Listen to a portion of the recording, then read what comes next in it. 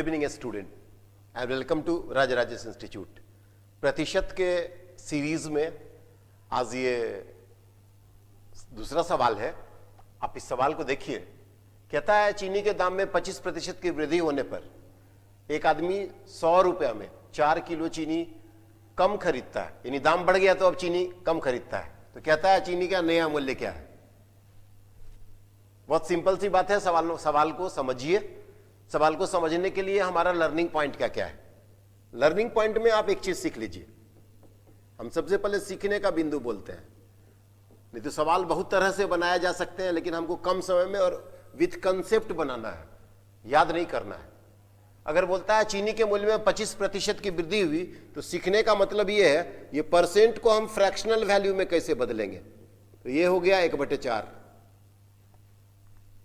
गौर कीजिएगा, 1/4 का मतलब ये हुआ जो कि अब अगर चीनी का मूल्य पहले 4 रुपया था तो उसमें 1 रुपया वृद्धि अगर 25% का होता है तब उसका वैल्यू क्या हो गया, 5 रुपया हो गया। अगर अभी भी नहीं समझे हैं तो सवाल को पढ़िए। कहता है चीनी के मूल्य में 25% की वृद्धि हुई और वृद्धि का सिंबल ऊपर लेंगे, यानी इसका मतलब है अगर चीनी का मूल्य पहले 100 रुपया था तो अभी चीनी का मूल्य क्या हो गया, 125 रुपया। कहीं कोई दिक्कत? बहुत सिंपल सी बात है। क्योंकि यहां लिखा हुआ है, आप गौर कीजिएगा, यहां दिया हुआ 25% की क्या हो गई है, चीनी के मूल्य में वृद्धि हो गई है। ये वृद्धि का सिंबल है, अपवार्ड। यानी अगर इसको भी हम अगर काटेंगे तो 25 4 जा 100 इज टू 25 5 जा 125। 25 चौका 100, 25 25 125। चाहे आप ऐसे समझिए, फ्रैक्शनल वैल्यू पे निकालिए, या ऐसे समझिए। यानी इसका मतलब ये मेरा जो वैल्यू हो गया, ये वैल्यू क्या हो गया, ये मेरा वैल्यू कौन सा वैल्यू हो गया, ये मेरा वृद्धि होने के बाद का वैल्यू सेलिंग प्राइस हो गया। अब भाई बताइए इसका कॉस्ट प्राइस क्या होगा। इसका कॉस्ट प्राइस हमने आपको कंसेप्ट बताया है। जो कॉस्ट प्राइस और सेलिंग प्राइस में अंतर है, कॉस्ट प्राइस सेलिंग प्राइस का जस्ट इनवर्सली प्रोपोर्शनल होता है। तो इसका मतलब है ये 5 होगा तो ये 4 होगा। सिंपल सी बात है। अब सवाल के टेक्स्ट को पढ़िए, सवाल के टेक्स्ट को समझिए। कहता है नया मूल्य क्या होगा, यानी ये वाला वैल्यू क्या होगा। नया मूल्य निकालने के लिए आप ये चीज समझिए। कहता है 100 रुपया उसके पास है और 4 किलोग्राम चीनी क्या खरीदता है, कम खरीदता है।